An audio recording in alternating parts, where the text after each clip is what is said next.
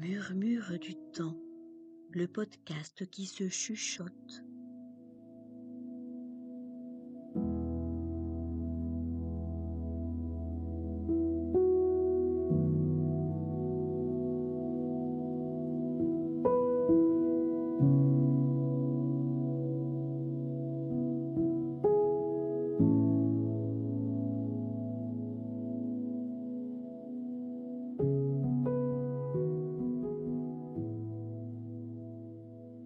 La naturopathie qui prend le temps d'écouter, de comprendre et d'apaiser.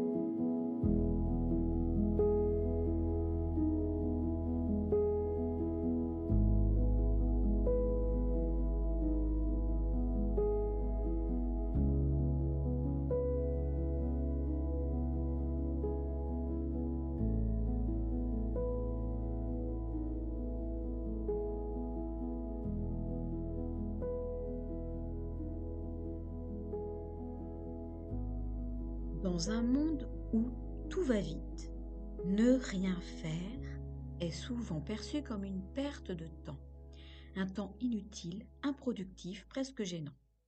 Et pourtant, ces moments où il ne se passe rien sont essentiels.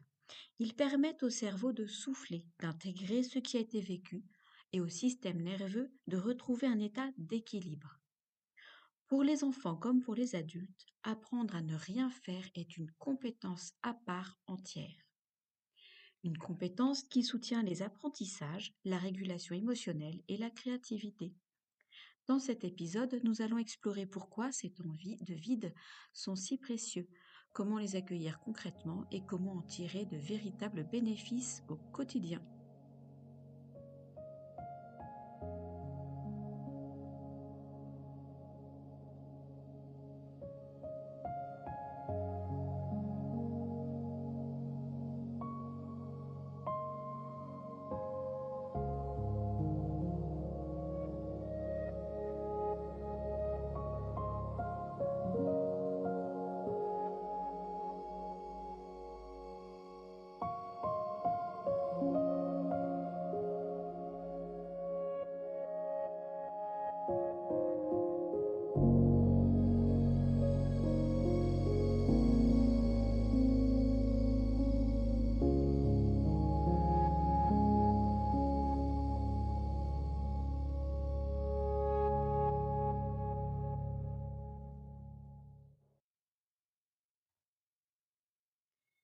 Le cerveau n'est pas fait pour être sollicité en permanence.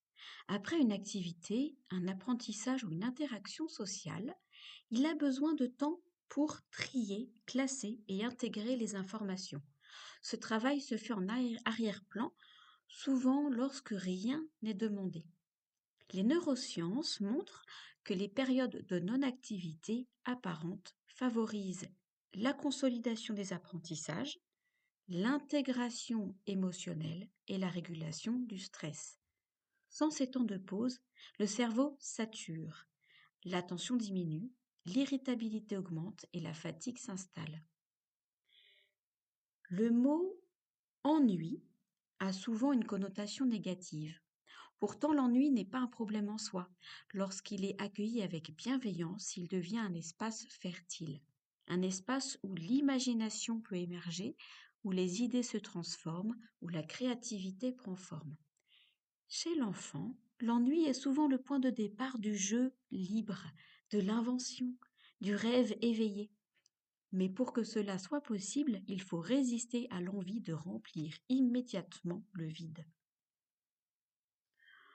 Ne rien faire, ce n'est pas seulement se reposer. C'est aussi apprendre à rester avec soi-même, à sentir son corps, à observer ses pensées, à traverser une émotion sans la fuir. Pour l'enfant, ces moments sont des expériences fondatrices car il découvre qu'il peut gérer le temps, attendre, inventer, sans stimulation extérieure constante. Ce sont des bases importantes pour l'autonomie et la régulation émotionnelle. Mais si ne rien faire est si bénéfique, pourquoi est-ce parfois si difficile? Parce que le vide confronte. Il met en lumière l'agitation intérieure, l'impatience, parfois l'anxiété.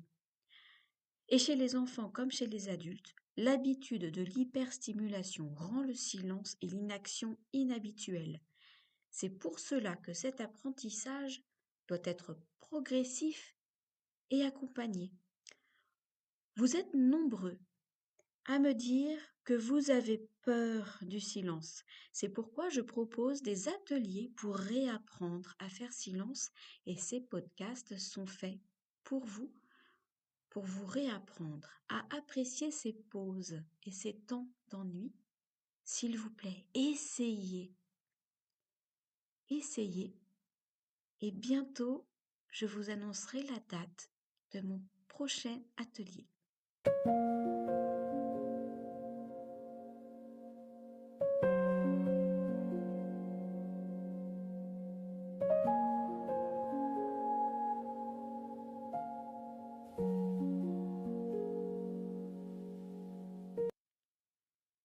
Quelques clés pour mettre en pratique. Première clé, intentionnaliser le vide. Prévoir volontairement des moments courts, 5 à 10 minutes, où aucune activité n'est proposée. Ces moments peuvent avoir lieu après une activité intense, en fin de journée ou lors d'une transition. Deuxième clé, ne pas remplir. Évitez de proposer immédiatement un jeu, une tâche ou un écran. Laissez l'enfant, ou soi-même, face à ce temps libre, sans attendre de résultats. Troisième clé, guidez doucement l'attention. Invitez à remarquer ce qui se passe dans le corps, les pensées qui passent, les émotions présentes, sans chercher à modifier quoi que ce soit. Quatrième clé, faire confiance. Lorsque l'espace est laissé libre, la création émerge souvent d'elle-même. Un enfant peut commencer à imaginer, à chanter, à inventer une histoire ou simplement à rêver. Ces moments nourrissent profondément le développement cognitif et émotionnel. Cinquième clé, ajuster la durée. Certains enfants et certains adultes tolèrent difficilement le vide au départ. Commencez donc par de très courtes durées, puis augmentez progressivement selon la tolérance. Dernière clé, répéter. Et oui, on en a déjà parlé. Mais il faut installer une régularité. Ce sont la répétition et la prévisibilité qui rendent ces moments sécurisants. Avec le temps, le système nerveux apprend que le vide n'est pas dangereux, mais réparateur. Alors je vous répète les 6 clés. Programmer des moments de sans-activité, laisser l'espace libre, encourager l'observation consciente, accueillir la créativité spontanée, commencer progressivement, installer la régularité.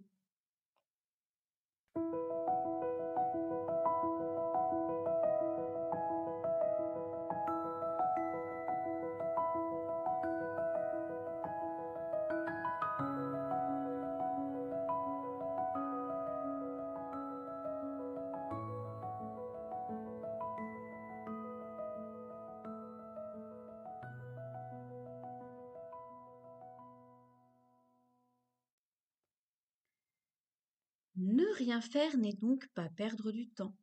c'est offrir au cerveau et au système nerveux l'espace nécessaire pour se régénérer, intégrer et créer. Ces moments de vide deviennent des fondations solides pour l'attention, l'apprentissage et le bien-être émotionnel. En les réhabilitant dans le quotidien, nous apprenons, enfants comme adultes, à écouter nos besoins et à respecter notre rythme. Et peut-être à redécouvrir que parfois ne rien faire est exactement ce qu'il fallait faire.